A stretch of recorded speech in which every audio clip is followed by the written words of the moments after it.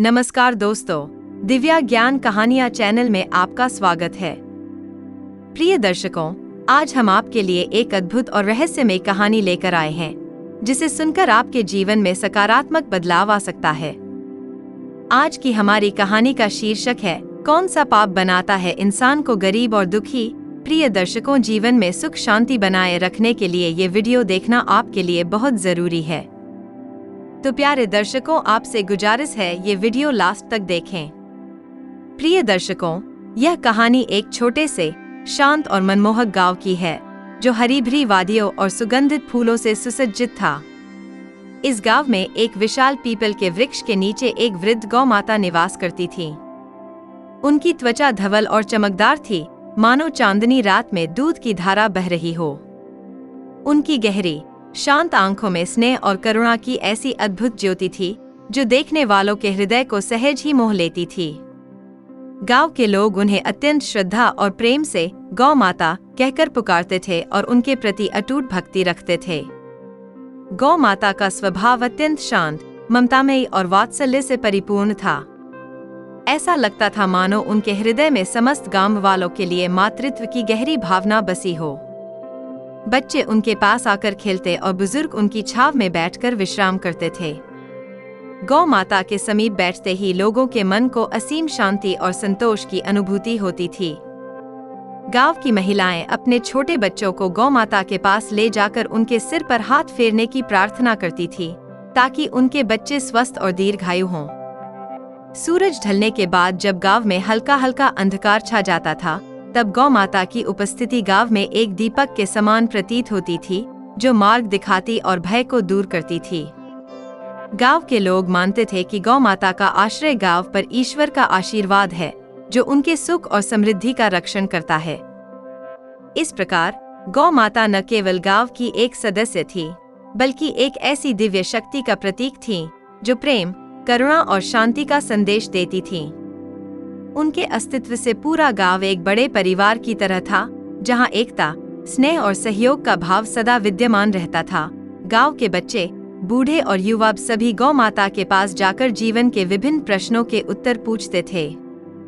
चाहे कोई बच्चा अपनी पढ़ाई में कठिनाई महसूस कर रहा हो, कोई युवा अपने भविष्य को लेकर चिंतित हो, या कोई वृद्ध अपने जीवन के अंतिम पड़ाव पर किसी आध्यात्मिक मार्गदर्शन की तलाश में हो, सभी के लिए गौ माता के पास उत्तर होता था। ऐसा प्रतीत होता था मानो उनके पास जीवन के हर प्रश्न का समाधान छिपा हुआ था। गौ माता के शब्दों में एक अद्भुत मिठास और शांति थी। जब वे बोलती, तो ऐसा लगता था मानो वटवृक्ष के नीचे स्वयं सरस्वती देवी विराजमान होकर ज्ञान का अमृत बरसा रही हों। वे धर्म, सत्य, प्रेम और करुणा की बातें बड़े सहज और सरल शब्दों में समझाती थीं, जिससे हर कोई आसानी से उनके विचारों को आत्मसात कर लेता था। उनकी बातें किसी बड़े ग्रंथ से कम नहीं होती थी, लेकिन उनकी सरलता के कारण वे बच्चों तक के हृदय में गहराई से बैठ जाती थीं। कई बार गांव के लोग गंभीर संकटों में फंस जाते थे, जैसे खेतों में सूखा पड़ना, फसल बर्बाद होना या पारिवारिक कलह उत्पन्न होना। ऐसे समय में गांव वाले गौ माता के पास जाते और उनसे मार्गदर्शन मांगते। गौ माता बिना किसी हिचक के मुस्कुराकर कहती, धैर्य रखो, प्रेम से रहो और परिश्रम करो। भगवान सब देख रहे हैं। उनके ये सरल शब्द मानो किसी औषधि की तरह काम करते और गांव वालों का मनोबल बढ़ा देते। लोग मानते थे कि उनके पास ईश्वर का विशेष आशीर्वाद है, जिसके कारण वे हर समस्या का समाधान पल भर में बता देती थीं। गांव की महिलाओं का तो गौ माता के प्रति विशेष अनुराग था। जब भी उनके घर में कोई समस्या आती, वे गौ माता के चरणों में बैठकर अपनी व्यथा सुनाती। गौ माता उन्हें सांत्वना देती और सिखाती कि कैसे प्रेम, सहनशीलता और विश्वास से हर कठिनाई को पार किया जा सकता है। गांव के युवा अक्सर गौ माता से जीवन के बड़े निर्णयों पर परामर्श लेते थे, विवाह, रोजगार या किसी नए कार्य की शुरुआत। गौ माता बड़े स्नेह से उन्हें आशीर्वाद देकर कहते, जहां सच्चाई है, वहां सफलता अवश्य आएगी। गौ माता के ज्ञान की रोशनी में पूरा गांव न केवल समृद्ध था, बल्कि आध्यात्मिक रूप से भी संपन्न था। उनके आशीर्वाद से गांव में शांति, समृद्धि और प्रेम का वातावरण सदा बना रहता था। सुबह होते ही गांव के लोग अपनी दिनचर्या शुरू करने से पहले गौ माता के पास एकत्रित हो जाते। सूरज की पहली किरण जैसे ही गांव की गलियों में उतरती, लोग गौ माता के दर्शन के लिए उमड़ पड़ते। बच्चे उनके चरणों में बैठ जाते, युवा एक किनारे खड़े होकर श्रद्धा से नतमस्तक हो जाते और वृद्धजन उनके समीप बैठकर ध्यानपूर्वक उनके वचनों को सुनते।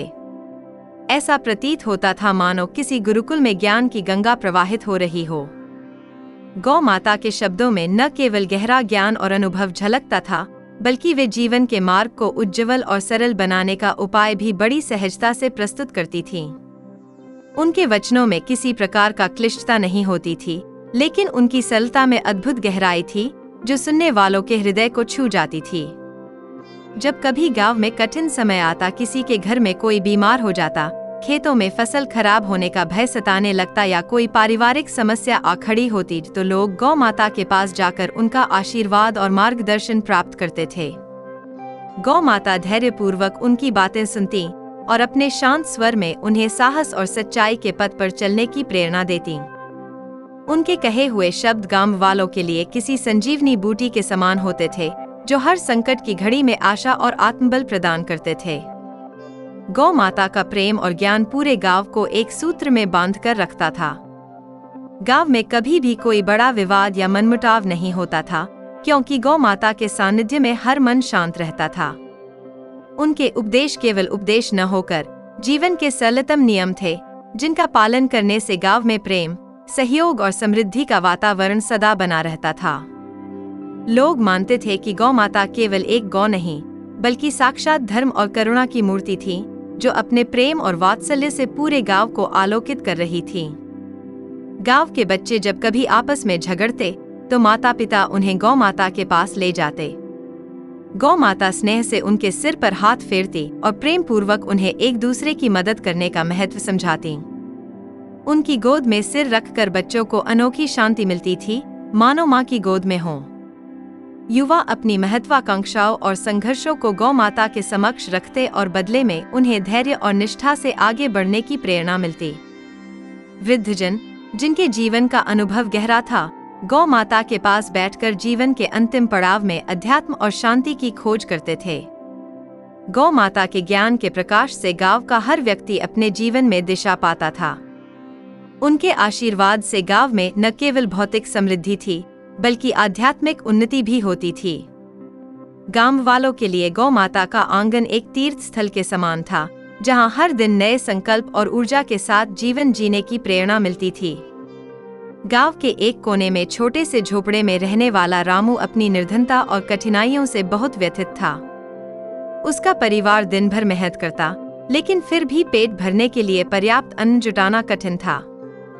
एक दिन वह दुखी मन से गौ माता के पास आया। गौ माता उस समय पीपल के पेड़ के नीचे विश्राम कर रही थीं। उनकी आंखें करुणा और ज्ञान से भरी हुई थीं। रामू ने उनके चरणों में बैठते हुए विनम्रता से कहा, गौ माता, मेरे जीवन में दुखों की कोई सीमा नहीं है। मैं हर दिन कड़ी मेहनत करता हूँ, फिर भी मेरी निर्धनता दूर नहीं होती। कृपया मुझे बताइए, ऐसा कौन सा पाप है जो इंसान को गरीब और दुखी बनाता है? गौ माता की कथा सत्य और लालच का परिणाम। गौ माता रामू के भोले प्रश्न पर मुस्कुराईं। उनकी मुस्कान में असीम करुणा और अनुभव झलक रहा था।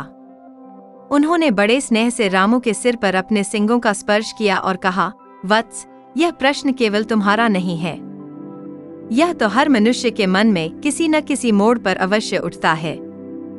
जीवन में सुख और दुख के रहस्य को जानने की जिज्ञासा मनुष्य के स्वभाव का ही एक भाग है।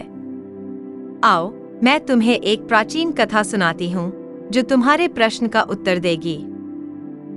रामू और कुछ अन्य गांव वाले गौ माता के चारों ओर घेरा बनाकर बैठ गए। हल्की ठंडी हवा बह रही थी और सूर्यास्त का समय था। गौ माता ने अपनी मधुर वाणी में कथा आरंभ की। बहुत समय पहले की बात है। एक समृद्ध और विकासशील नगर था, जहां व्यापारियों की चहल पहल और रथघोड़ों की आवाज से गलियां हमेशा गुलजार रहती थीं। उसी नगर में एक नामी व्यापारी रहता था, जिसका नाम रघुनाथ था। रघुनाथ के पास अपार धन संपत्ति थी।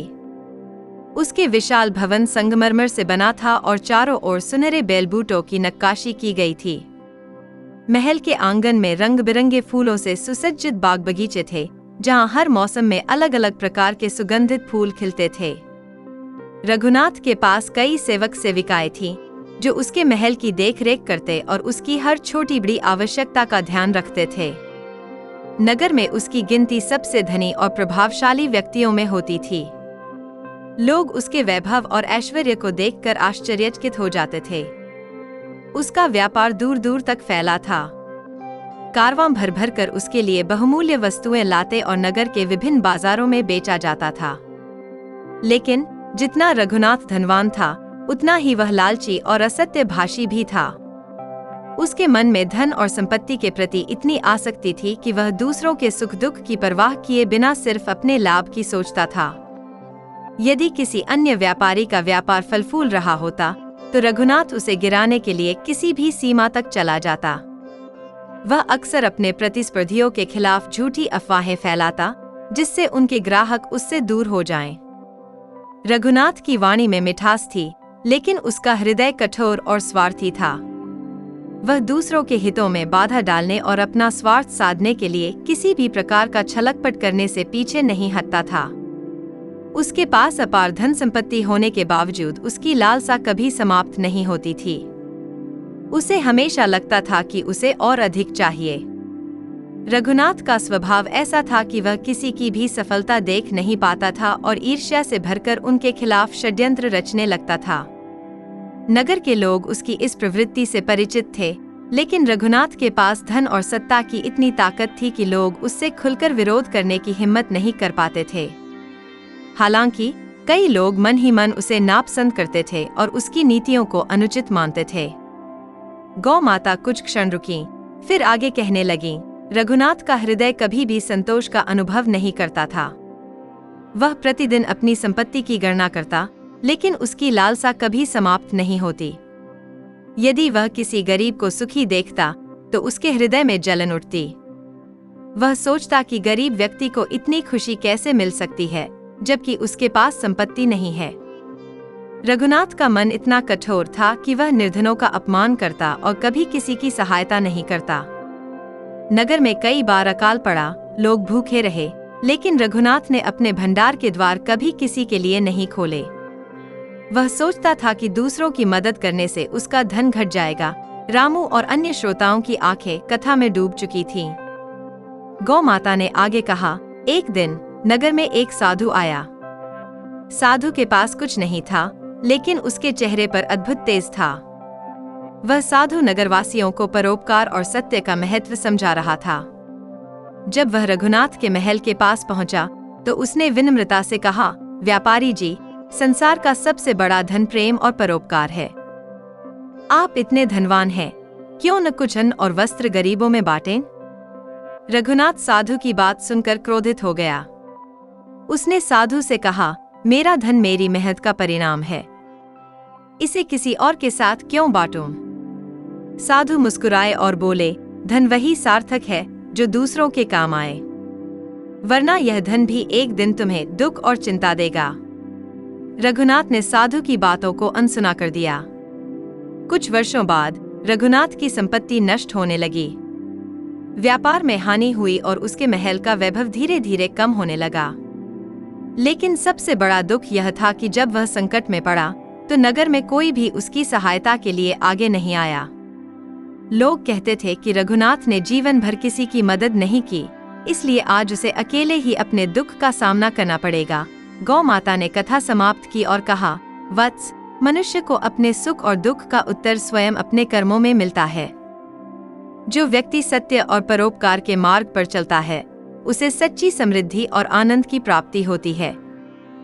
लेकिन जो केवल अपने स्वार्थ के लिए जीता है, वह अंततः अकेला और दुखी रह जाता है। रामू ने गौ माता के चरणों में सिर झुकाया और बोला, गौ माता, आपकी कथा ने मेरी आंखें खोल दी।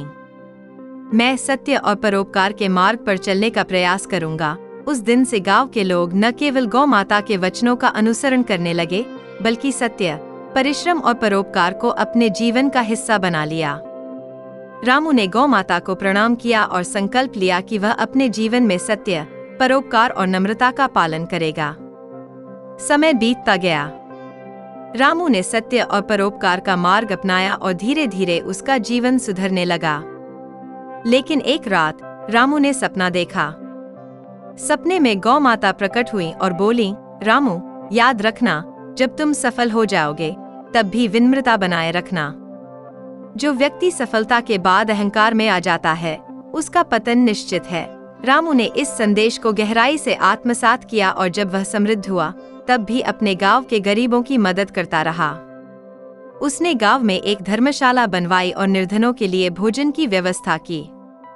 गौ माता ने एक दिन फिर से रामू को आशीर्वाद दिया और कहा, रामू, तुमने इस गांव के लिए बहुत कुछ किया है। तुम्हारी सेवा और परोपकार के कार्यों से यह गांव खुशहाल हो गया है। तुम्हारे जैसे लोग ही समाज को आगे ले जाते हैं।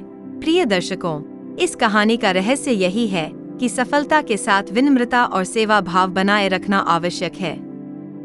जीवन में जो कुछ भी मिले उसे दूसरों के साथ बांटना चाहिए। आशा है कि यह कहानी आपके मन को छू गई होगी। अगर आपको यह कहानी पसंद आई हो तो इसे लाइक करें, चैनल को सब्सक्राइब करें और अपने मित्रों के साथ साझा करें। मिलते हैं अगली रहस्यमयी और प्रेरणादायक कहानी के साथ। धन्यवाद।